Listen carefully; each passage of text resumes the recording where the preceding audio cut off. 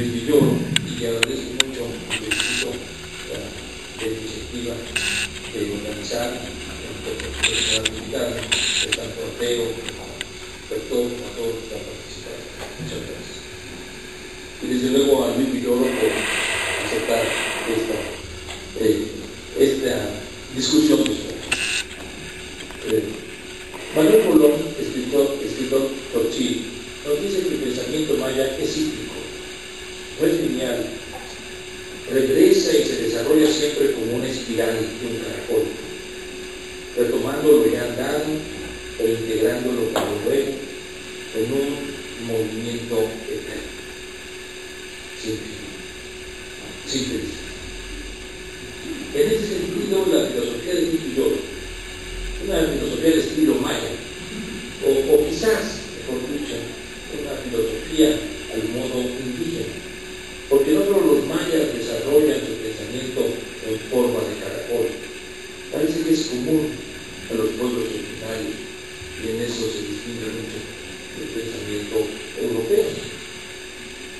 Desde sus primeras obras, Luis Villoro filosofa dando vueltas de lo epistémico a lo ético y a lo político, cobrando referencias con problemas fundamentales del mundo de hoy, especialmente de México, y particularmente del México indígena, y la significación que tiene ese México indígena para nuestra identidad cultural como nación, y más recientemente para el mundo entero.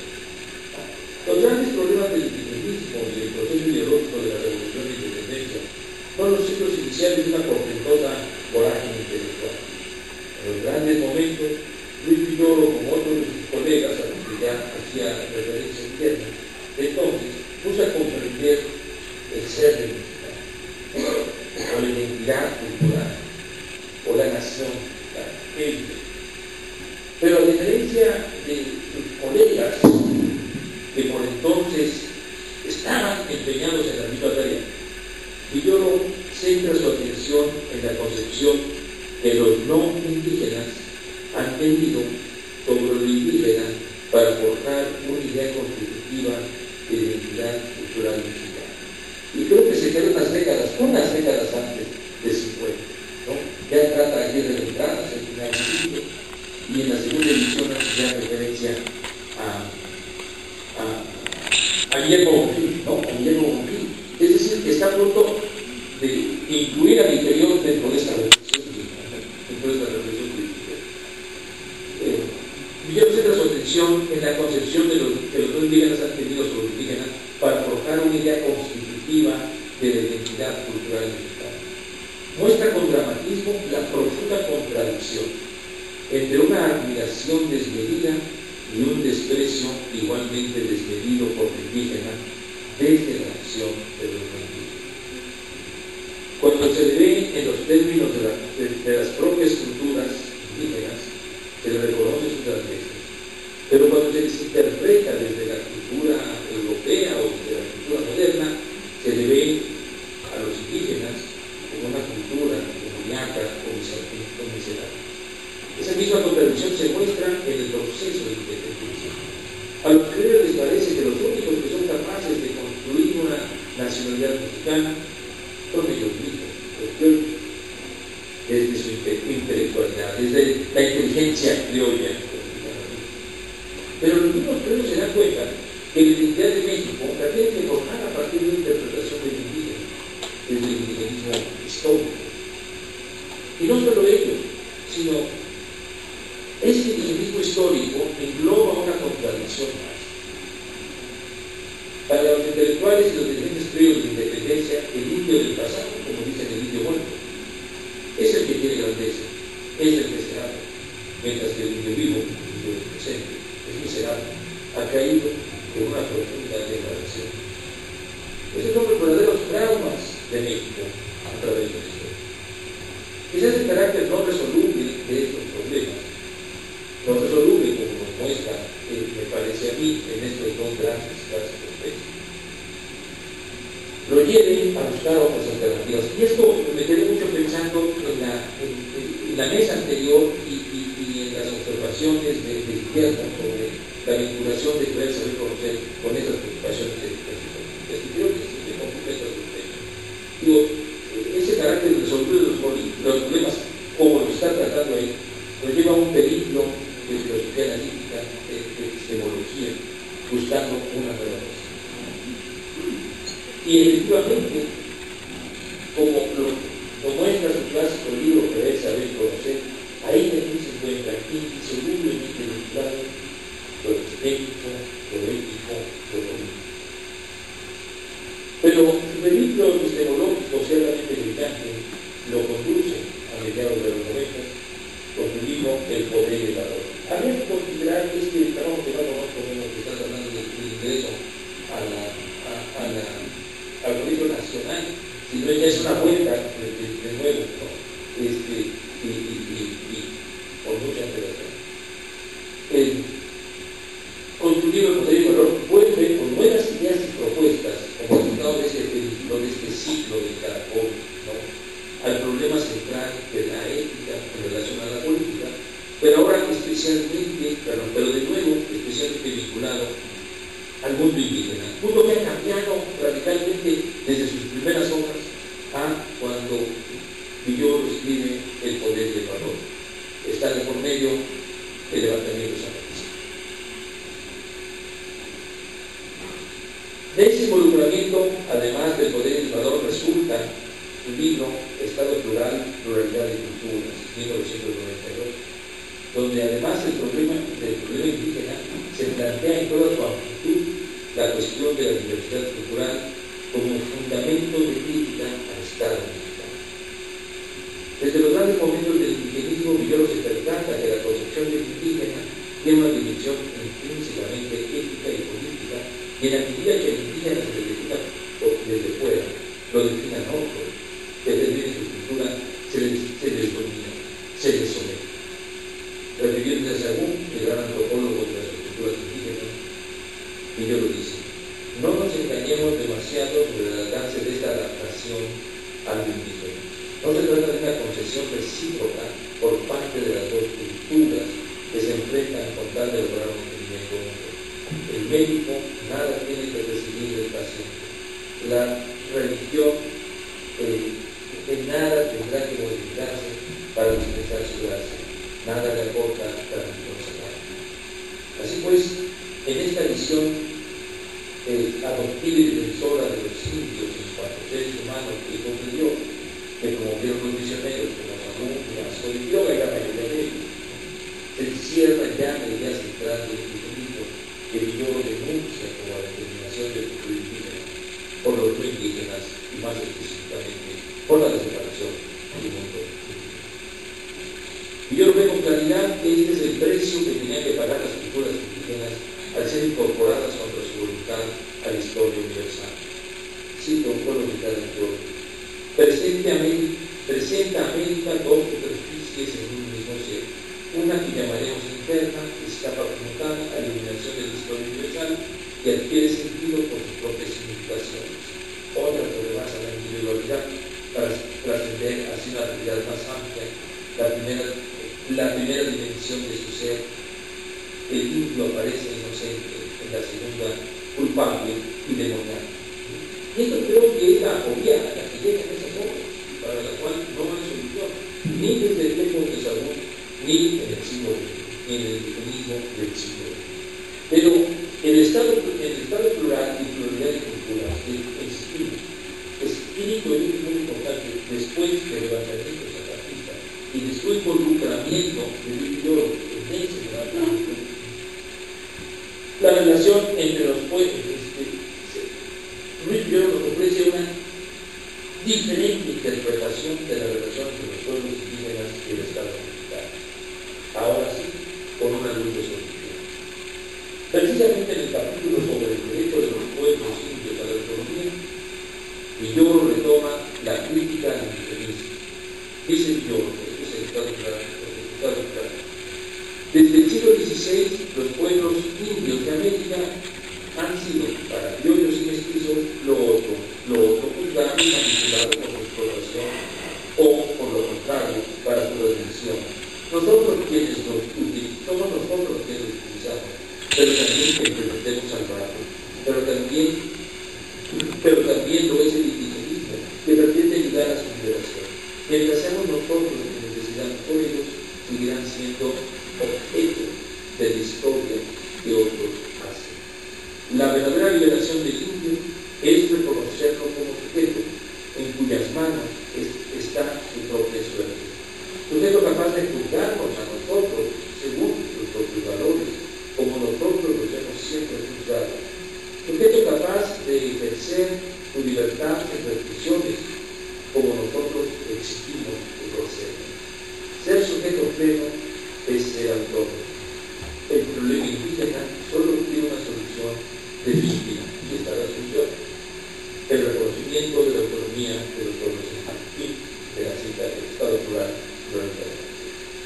Pero volvemos más allá de la crítica del indigenismo, lo novedoso de este libro es precisamente una propuesta de solución: el reconocimiento del derecho de autonomía de las comunidades indígenas. El trágico tono de los grandes momentos del indigenismo y los irresolubles de las tradiciones se tornan ahora en una nueva esperanza, en una alternativa vislumbrada desde la conquista misma.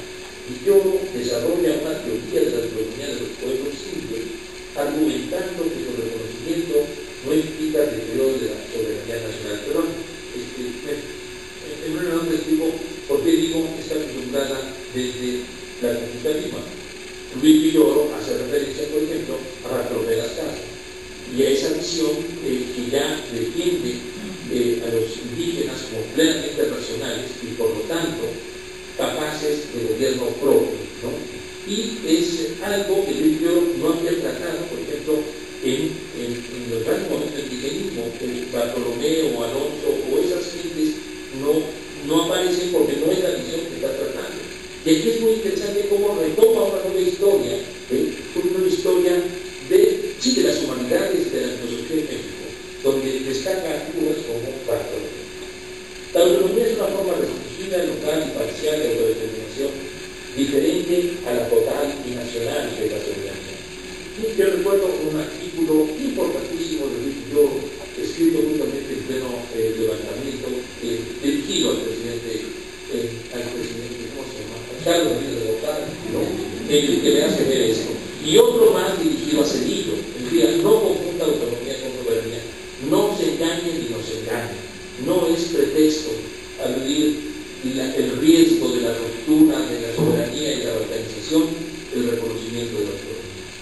Y esto es un trabajo filosófico, además de una enorme implicación política y valentía política. El primero tuvo ecos, ciertamente hay que decirlo, y yo estoy seguro que ese artículo publicado en la jornada de Luis Villoro, dirigido a Carlos Salinas, tuvo un peso importante. Desafortunadamente, Cedillo no escuchó nada. La autonomía, esta discusión es fundamental para atender el debate entre el gobierno federal y el CTLN a propósito de la autonomía. Recordemos que el entonces presidente Cedillo rechazó la propuesta de Jocopa sobre la ley de derechos y cultura indígena precisamente porque confundía, yo diría perversamente, mejor dicho, como Luis Villoro mostró, perversamente confundía autonomía y soberanía. Al respecto, Luis Villoro afirma: autonomía es para ellos soberanía que planteaban su derecho a pactar con el Estado las condiciones que permitieran su sobrevivencia y desarrollo como pueblos dentro de un Estado multicultural. Perdón, esta cita no es la adecuada, disculpen ustedes. Yo creo que me falló la respuesta. Luis Villoro señala,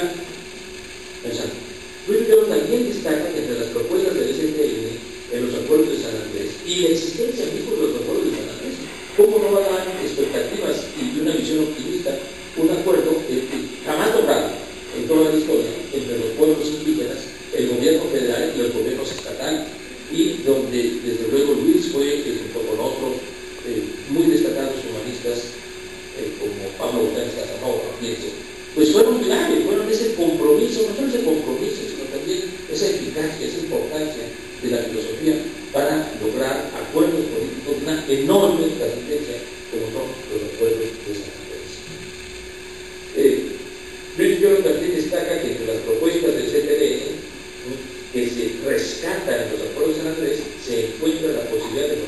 asociaciones de comunidades en municipios predominantemente indígenas. No obstante que tales asociaciones no fueron reconocidas por la reforma del artículo 2 constitucional como que fue la expresión política del protocolo de San Andrés, en ese terreno, a partir de 2003, ha promovido la formación de asociaciones de municipios a nivel regional a través de los caracoles y las juntas de buen gobierno. Para Villoro, al igual que para Pablo González Casanova, estas nuevas instituciones republicanas de los pueblos y comunidades indígenas constituyen una estrategia civil no militar de realizar una verdadera transformación democrática. Lo más importante de la propuesta de Villoro a favor de la autonomía de los pueblos y comunidades indígenas es que por primera vez los pueblos indígenas proponen y luchan directamente por insertarse desde su concepción del mundo en una comunidad más amplia, en el Estado Nacional, de acuerdo a sus ideales, necesidades y valores. Ya no se trata de que los indígenas se les imponga su futuro, se les integre a la nación, se les determine. Ya no se trata de una visión política indigenista, sino precisamente autonomista. Pero la realización de ese proyecto no es sencilla en realidad. Se trata de una lucha contra el poder estatal que ha negado y se ha apropiado sistemáticamente de los espacios de autodeterminación política de los pueblos. Por ello, la estrategia de lucha de los pueblos indígenas a favor de la autonomía es, como lo denomina Villoro, y esto me parece un nuevo concepto fundamental, ciertamente ya está desde el poder y el valor, pero es una categoría fundamental, es un contrapoder, donde el valor de la dignidad y la libertad, aquí hay que ver cómo se integra el saber y el conocer, ¿no?, en esta construcción del contrapoder, porque el pensar por sí mismo, la dignidad y la libertad son fundamentales para recibir al poder institucional. Esta categoría de contrapoder también es fundado, y habría que agregar sus bases epistémicas a raíz de las ponencias de ustedes que habrá que buscarlas, que nos presenta Villoro en su libro El Poder y el Valor. Me parece que es la clave de su giro filosófico hacia la esperanza de un mundo mejor, no solo para los indígenas, sino para todos los mexicanos y para el mundo entero, como nos lo expone Villoro en sus más recientes libros sobre la sociedad constitutiva, los retos de la sociedad constitutiva y 3 retos de la sociedad constitutiva. No voy a referir al más extenso para allá para terminar, no sé cuántos minutos, 5 minutos, gracias. En los retos de la sociedad constitutiva, Villoro analiza en distintos capítulos y secciones, pero de manera siempre interdependiente, el problema de la justicia, la democracia y el multiculturalismo. Los 2 primeros capítulos están encaminados a ilustrar el concepto de justicia y para ello elige una vía negativa. A diferencia de la mayoría de los filósofos que han tratado el tema, desde Platón hasta hoy, que buscan definir principios y criterios para formular asertivamente teorías de la justicia y a partir de ellas evaluar hasta qué punto las sociedades realmente existentes son justas o no. La vía negativa del Villoro no presupone ningún concepto previo de justicia para constatar la injusticia existente en las sociedades contemporáneas, sino que parte de la experiencia de la injusticia que padecen los seres humanos de carne y hueso en las sociedades contemporáneas, y no se cuestiona sobre si las injusticias que padecen los hombres y mujeres de carne y hueso son verdaderamente injusticias. No se pregunta si ellos tienen una teoría o un concepto adecuado de justicia que al confrontarlo con las instituciones y prácticas de la sociedad en que viven, les permitan afirmar de una manera epistémicamente justificada que sufren injusticias. Para Villoro, la experiencia de injusticia que sufren los seres humanos es un hecho palmario e irrefutable. Habría que ver si esto es quizás un ejemplo paradigmático del conocer, de esta experiencia directa, ¿no?, que no requiere ya conceptos profundos. Para Villoro, la experiencia de justicia pues, es un hecho palmario e irrefutable. Son precisamente las víctimas de la injusticia las que mejor pueden, en su daño, conocer. A partir de la experiencia de la justicia, yo lo busca inferir expresivamente cuál es la causa del sufrimiento de la injusticia. Entre las causas que producen el sufrimiento de la injusticia, yo destaca al poder como deseo de dominación para la satisfacción de intereses personales. Se trata aquí de un poder que ejerce una persona o grupos de personas sobre otras, ¿no? Y bueno, precisamente la estrategia es ese contrapoder. Esa es la que vamos para terminar. Y defino ahora el concepto de contrapoder. Es el poder autoritario, no legitimado, el que causa la injusticia. Y la resolución, la vía de resolución a ese sufrimiento de injusticia es el contrapoder. ¿Qué es el yo? Podemos llamar contrapoder a todas las fuerzas de resistencia frente a la dominación. El contrapoder, por eso tengo un poco de problemas con la sociedad del orden y el poder de, ¿no? Tengo un poco de problemas. Ya habrá que discutirlo más. El contrapoder se manifiesta en todo comportamiento que se define y resiste al poder. Por eso he denominado pues, a esta ponencia una filosofía del contrapoder, ¿no? Porque es esta forma en que puede concluirse a partir de una guía alternativa, ¿no? La justicia. Termino diciendo que esta manera en que Luis Lloro enfoca una reflexión final, ¿no? Enfoca el problema de la justicia y su solución es una teoría de retaguardia. Déjenme explicar un poco.